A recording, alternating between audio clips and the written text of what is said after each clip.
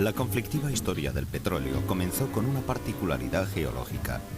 Mientras que la mayoría de los yacimientos petrolíferos están concentrados en los países más pobres del sur, la mayor parte de la producción de petróleo es absorbida por países industriales del norte, excepto los Estados Unidos, que es a la vez un gran productor y mayor consumidor todavía.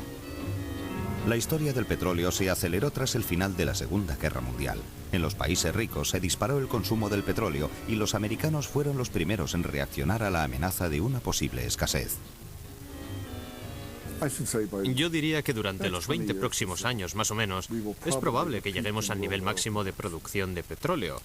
Me he equivocado otras veces y puedo volver a equivocarme, pero en el año 2025, digamos, me imagino que la producción de petróleo empezará a descender.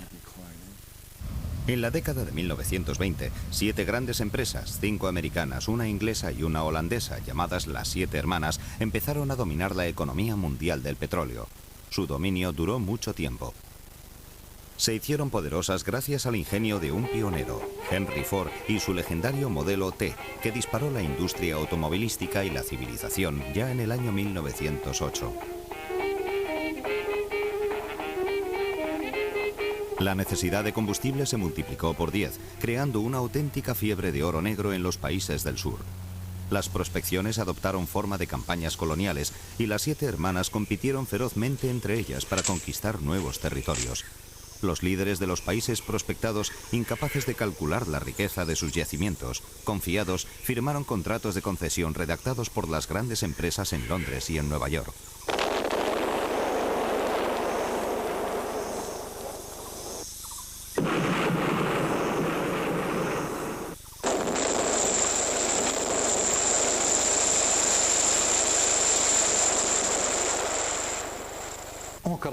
En 1945, el Departamento de Estado de los Estados Unidos elaboró un informe sobre el petróleo en Oriente Medio.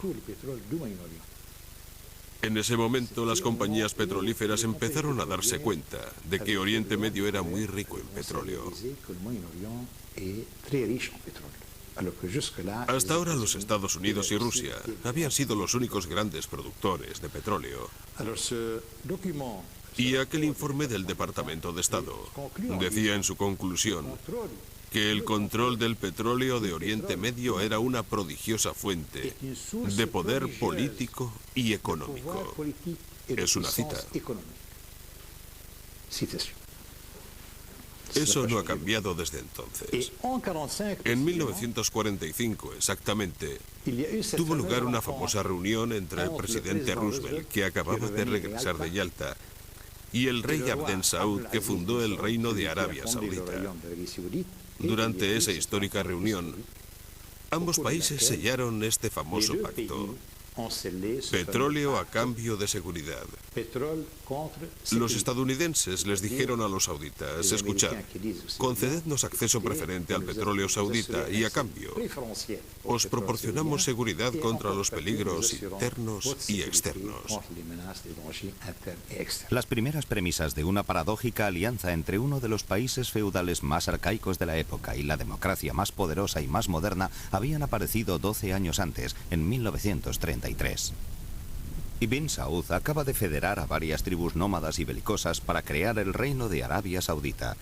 El joven rey concedió a 2 grandes empresas americanas el derecho a explorar y explotar el petróleo de toda la parte occidental de su territorio, a cambio de una pequeña bolsa de monedas de oro. Los prospectores se dieron cuenta rápidamente de la enormidad de los yacimientos. Arabia Saudita flota sobre un océano de petróleo, dijo uno de ellos. En solo unos años, el miserable pequeño reino poblado por beduinos se convirtió en uno de los países más ricos del mundo. Los yacimientos sauditas, que representan la 4ª parte de las reservas del mundo, eran tan considerables que para explotarlos 4 de las mayores grandes empresas estadounidenses, New Jersey Standard Oil, California Standard Oil, Texaco y Mobil, tuvieron que unir sus conocimientos y su dinero. Aquel consorcio estadounidense al 100%, presagiando las grandes empresas actuales, se llamó Aramco, Compañía de Petróleos Árabe Americana. En cierto modo, Cuando la bonanza llega como un obsequio divino o el descubrimiento de enormes recursos naturales, me parece que se convierte en algo desestabilizador para el país pobre en cuestión, como si una maldición pesara sobre el petróleo, como si rebotase sobre sus productores. Pero creo que hay que tener en cuenta que existen algunas razones. Por ejemplo, que dichos países no se han diversificado. Y es que, en cierto modo, es casi imposible diversificarse cuando se trata de un país que realmente tiene grandes zonas desérticas, que realmente no tienen recursos naturales. Ningún recurso natural aparte del petróleo. Es su única fuente de economía hasta el momento.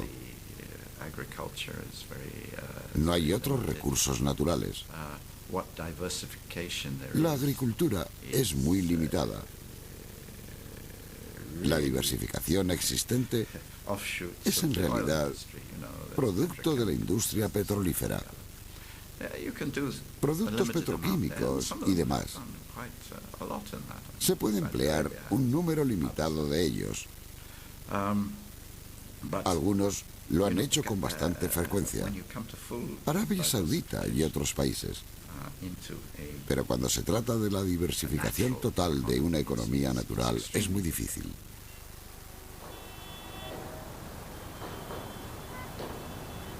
A principios de la década de los 30, México, un país tradicionalmente revolucionario pero bajo la influencia estadounidense, reaccionó contra la hegemonía de las grandes empresas. En 1936, el Sindicato de Obreros del Petróleo presentó un proyecto de acuerdo colectivo en el que se hacían provisiones para un aumento de sueldo, entre otras cosas. Las grandes empresas se negaron, argumentando que no tenían beneficios. El conflicto se alargó mientras una comisión de expertos gubernamentales investigaba. Llegaron a la conclusión de que las compañías prosperaban de un modo excepcional. El gobierno les exigió que accedieran a lo que pedían los obreros en huelga. Las grandes empresas, sobreestimando su poder, se negaron. El país entero se movilizó para ayudar a los obreros en una gran oleada de solidaridad. Al atardecer del día 18 de marzo de 1938 y tras 2 años de conflicto, todo terminó con un golpe. Lázaro Cárdenas, presidente de la República y figura clave de la izquierda mexicana, declaró la nacionalización de la industria petrolífera en un discurso famoso eternamente. Aquel suceso iba a ser el modelo de todos los grandes movimientos revolucionarios de la posguerra. Por causa de utilidad pública y a favor de la nación, se declaran expropiados la maquinaria, vías de comunicación, embarcaciones y todos los demás bienes de las compañías petroleras.